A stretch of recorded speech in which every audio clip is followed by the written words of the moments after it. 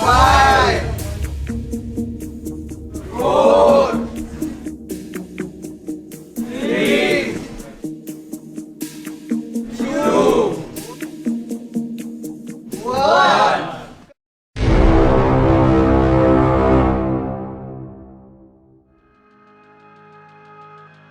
Well, ladies and gentlemen, it's time, and honestly, what a time. The all-new 2017 Duke 390 is here with us.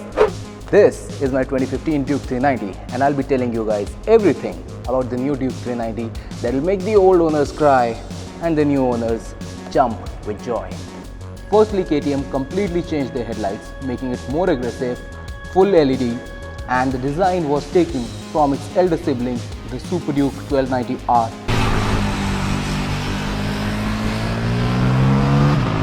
They even changed the shape of the tank, making it more angular so that it can go well with the new headlight. Talking about the tank, it was not just the shape of the tank which was changed. Initially, we had a metal tank inside and a plastic casing covering it completely. But now what they have done is, they have brought out the metal tank, painted it black, stealth black, and along with that tank, they now have nice hard fiber plastic, not this soft plastic fairings, compensating the shape and making it more aggressive with the headlight. Not just that, the tank is now 13.5 liters from 11 liters, which gives you just that little bit more touring edge when you want to go outside, or it lets you enjoy a little longer when you're going on a weekend ride. Even the braking system is not how we know them anymore. The earlier discs used to be 300 mm and it had ordinary simple brake pads with it.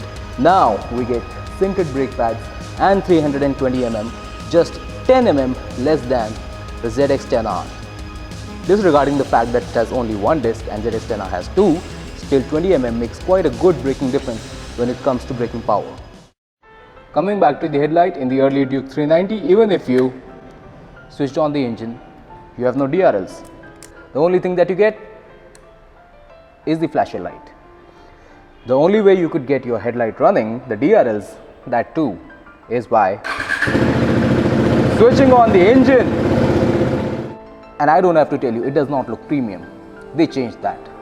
Now your DRLs are continuously running as long as your ignition key is on, even if you switch off your engine.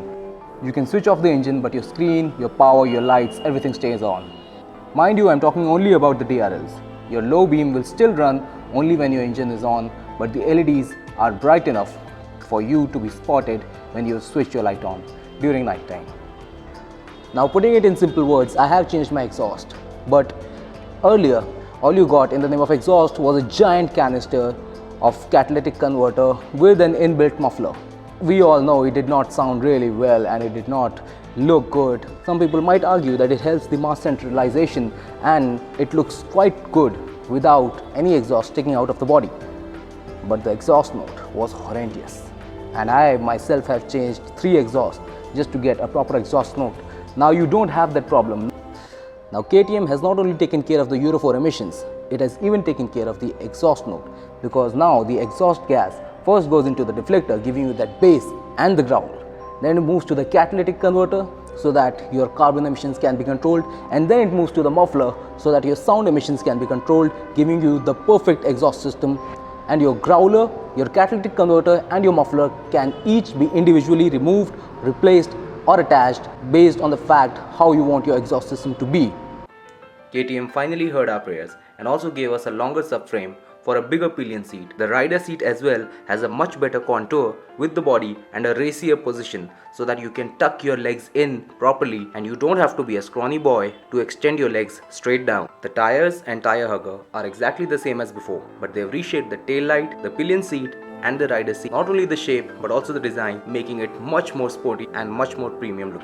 The clutch side of the handlebar gets a whole array of buttons for the most awaited feature, the TFT color display. The moment you start the bike, you can see how high resolution the screen is.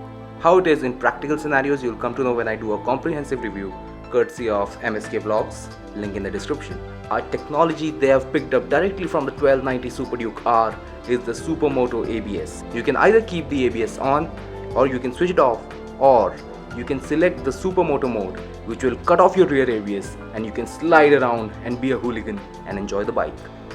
let's leave all those things aside. I suggest you put on your best headphones on and enjoy this heavy, bassy exhaust note.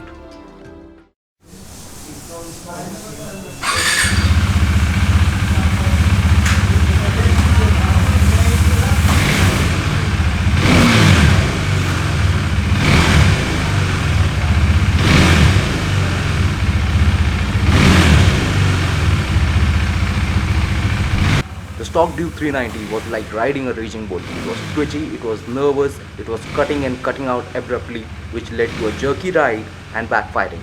Now, this is where the ride-by-wire comes into play. Because of the ride-by-wire, you have the same pickup, but when you cut the throttle, it goes down slowly. See, every time I cut the throttle, the rev goes down slowly. This helps you in having a smooth ride and cutting out the backfiring, which is very, very good in terms of riding perspective. Well guys, this was all I had to tell you about the new 2017 Duke 390. I hope it was sufficient enough for this video, but I'll tell you more and everything about the bike in proper detail when I get it for a review, and I'll give you a full in-depth review for the first time on my channel, because KTM is something that I hold really close to my heart, and I really wanted to review this bike. Thank you for all the love. Make sure you share this video, tell all your friends about the new Duke 390 and how awesome it is. I'll see you guys next time. Adios.